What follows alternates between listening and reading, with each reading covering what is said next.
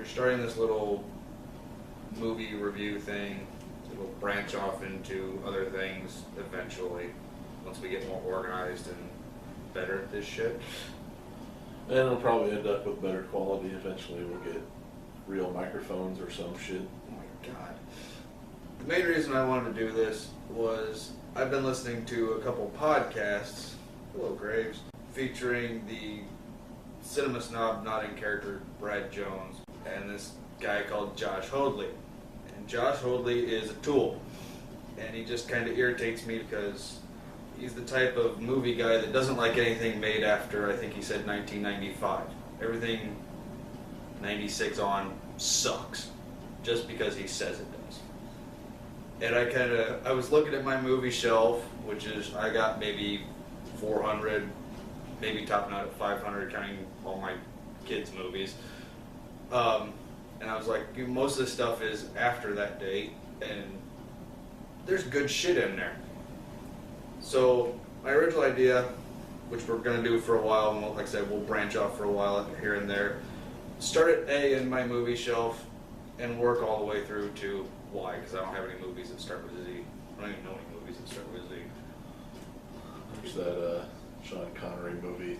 Oh, Zapdos. Yeah, or no, it's not, whatever the fuck it's called. Yeah, I know where he's wearing that orange. Zardon, where he's wearing that orange thong thing. Yeah, I don't own that. I don't really want to see Sean Connery in a thong. A lot of these, I know, I probably either haven't seen at all in his collection or I haven't watched in a very long time. And there's definitely, as we've talked about, some movies just kicking this idea around. There's shit that our opinion differs on quite a bit. Yes, there is. Also, there are some movies that, and this will be a treat for me, I know coming up in the A's, there's movies that I still have, that I bought on DVD, that still have the shrink wrap on them, because I just buy shit randomly. This is the first movie we're watching. Hopefully you can see it past us, but The Addams Family, the first one. There's a couple of things we've both kind of done a little bit of reading on it. The original script left the end of the movie, was supposed to leave to doubt whether Fester was actually his brother or not, but we'll probably get into that after the movie. Yeah, because we had that discussion. It doesn't make any sense if that was the case, unless they removed a lot of scenes from the movie or changed them.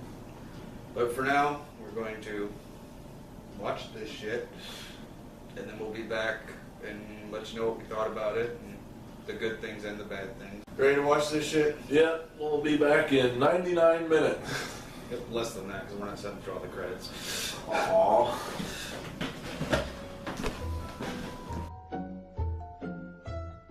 Well, when was the last time you actually, other than that, when was the last time you actually watched it? I probably watched it less than 6 months ago. It's been a couple of years since I actually seen it.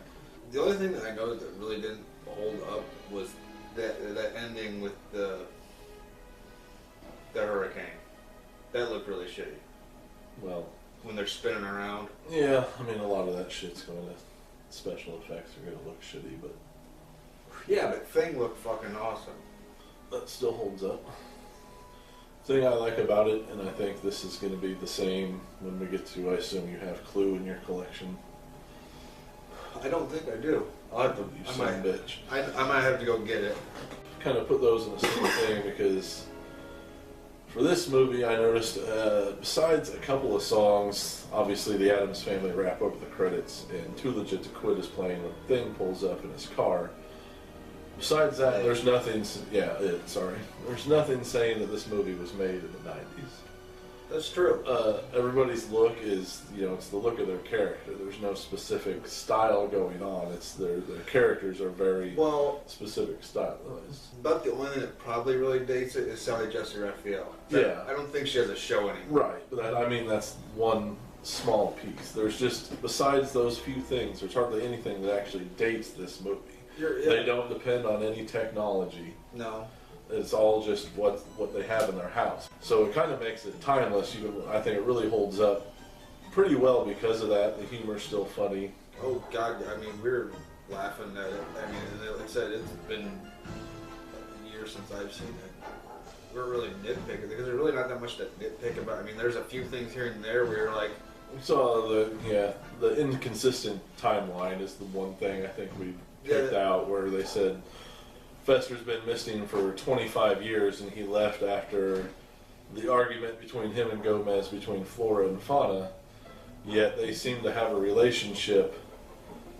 Fester and Morticia seem to have a relationship like they've known each other for a while, and considering that stated Gomez proposed to Morticia the night he met her, then either he was cavorting with Flora and Fauna while married, which, as their relationship is kind of obvious, there's no chance in hell of that ever happening. No. So that's kind of inconsistent, but it doesn't hurt the film at all. No, and yeah, I mean, and like we were talking about, like, one internet reviewer, I think it was the Nostalgia Chick, was saying that you would not see a family like the Addams Family today, not movie-wise today, mainly because of Morticia and Gomez, because they are so deeply in love with each other. It's odd to see. Well, that and the parents take a genuine interest in what their kids are doing as well. I mean, obviously everybody's doing psychotic shit, but they're all actually have a vested interest in each other. On some degree, and this sounds weird, this movie reminds me a lot of the Brady Bunch movie. Did you ever see the Brady Bunch movie? I didn't like the Brady Bunch show, so I skipped the movie. In the Brady Bunch movie, like, they're in their own little world, in their house. And oh yeah, I think I remember how they do that. Yeah, so I mean, like, you know, their neighbors are all like real world people, and everybody else. And when you step in that Brady house, it's the Brady. And I know they comment like they have plastic grass in their backyard. What the hell's with that? Yeah, this does this well with bringing in Tully's wife at the beginning. She's obviously an outsider and never been near them before, so she's got the reaction to how everybody would react to this family, which is pretty much genuine horror most of the time. Where Tully, even though he was an outsider, you can tell has become just used to the crazy shit going on. Yeah, he even says that he's been their lawyer for years. Yeah. So you do get that perspective of, I mean, they show the family in their own element most of the time, but you still get that outsider perspective from time to time, plus when they leave the house. That, like I said when we were talking about this movie before we watched it, that was one of what I liked the most about the second one, and one of my favorite parts of this one was when they're outside of their confines and they're dealing with the real world. I mean, I'm sure there's people that don't like the fact that the second one deviated from that so much with the whole nanny thing, and I think we can get to that when we're considering that's the next movie on the list. That's true. But I mean, it's good to have, it's good to see the family in their own element doing the crazy shit they do. That's funny, but you also have to have that interaction with the quote-unquote real world to actually add a different side of the humor as well. Yeah. From time to time. And just more so than... And I mean, half of the humor is people reacting to them. Not so much their reaction to other people, which is funny from time to time, but it's mostly people's reactions to them. Somewhat. Most of their... I mean, like the pageant, their reactions to what most people think is cute with the first act of the singing. Yeah. You know, that's good, because, I mean, that's what they consider to be horror. Yeah, just Gomez. Really? But, no, but, I mean, like, a lot of the good one-liners, though, are just, like, them talking amongst themselves, though. Like, Wednesday walking through with the butcher knife. Is that his brother? I don't think so. Hand of a fucking meat cleaver on a pole. And she just calmly walks off. To this day, though, I'm still confused by that goddamn train scene. Is that just one little guy that happens to be in that train, or what the fuck is going on? He's always on that train after that scene. I don't know. I know the train thing is a callback to the series, because he did that in the series. And, well, like, Well, just playing with the trains. I don't think they ever showed that he was murdering people on trains. You got me. Yeah, that scene was kind of weird. And like we were talking during the Mamushka scene, that like if they did that today, half those people in that background would be CGI. And I don't know, they're just costumes. Well, I know, but there's a lot of makeup on some of those people done. I mean, and like flora and fauna. I mean, half those people you look in the background and you're like, I want to see a movie about them. Those people are messed up looking. I mean, it's like on the equivalent of the cantina scene in the original cantina scene. Yeah, let's not get into that quite yet. Well, the other thing that I thought was kind of weird, maybe just because I wanted to separate it, because we found out that John Astin, the guy that was the original Gomez, he's still alive as of right now, as of September 3rd. Yeah, we'll go with 3rd. He's still alive today. What? I mean, they could have thrown him a cameo or something. they asked and he didn't want to do it. That's possible. I don't know. I mean, I guess he could have played the judge, but Yeah. not a whole lot of outsiders in that movie. The only thing I could say is, and I don't remember. I remember bits and pieces of the second one, but Christopher Lloyd in this, I know like he gets ripped a lot for some of his like. Sometimes he reverts back to his taxi character in movies, like Star Trek 3, I think it was. He does that from time to time. Like, you can tell that they filmed his sequences where he came off a taxi first, and they're like at the end of the movie. Like, he just kind of like, well, whatever. But this, I mean, his expressions were. Well, the makeup was good too because, you know, like we were saying, he looks like a pretty big dude in this. Yes, like, he does. stocky wise, and he's a little old man for the most part. But they did a really good job with the look of pretty much everybody in the movie. Yeah. Raul Julia as Gomez, I mean, he obviously has that Spanish to him because, I don't know if they were going because of Gomez, but Addams is not really a Spanish family. Yeah, but if you look at all the members of the clan, I mean, there's even a couple black people in the Mamushka scene in the background. Yeah. So Addams clan kind of is pretty diverse, True. which I think is pretty cool. Yeah.